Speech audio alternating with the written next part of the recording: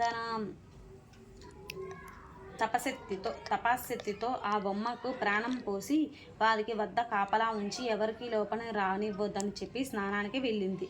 కైలాసానికి వచ్చిన పరమేశ్వరుడు లోపలికి వెళ్ళబోగా గుమ్మం వద్ద ఉన్న బాలుడు అడ్డగించాడు. తాను ఈ కైలాసానికి అధిపతినని, పార్వతీదేవి భర్తనని చెప్పాడు శివుడు. నువ్వెవరివైనా వెళ్ళడానికి వీల్లేదు అన్నాడు ఆ బాలుడు. వాదన ప్రతివాదనలు పెరిగాయి. ప్రాతగణాలు కూడా ఆ బాలునికి ముందు ఓడిపోయాయి.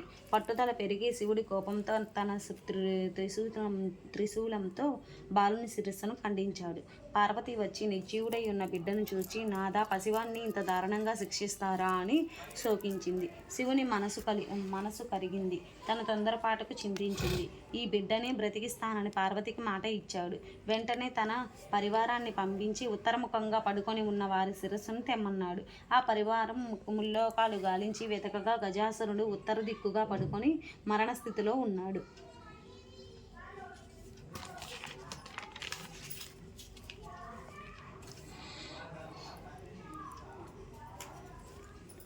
ఆ గజాసురుని శిరస్సును తెచ్చి బాలుని మొండెంతో అతికించి సజీవుని చేశారు. పార్వతి ఎంతో ఆనందించి ఆ బాలుడికి గజముఖం గలవాడని, గజాసురుడని, వినాయకుడని, లంబోదరుడని మరెన్నో పేర్లతో పార్వతీదేవి అల్లారు ముద్దుగా పెంచసాగింది.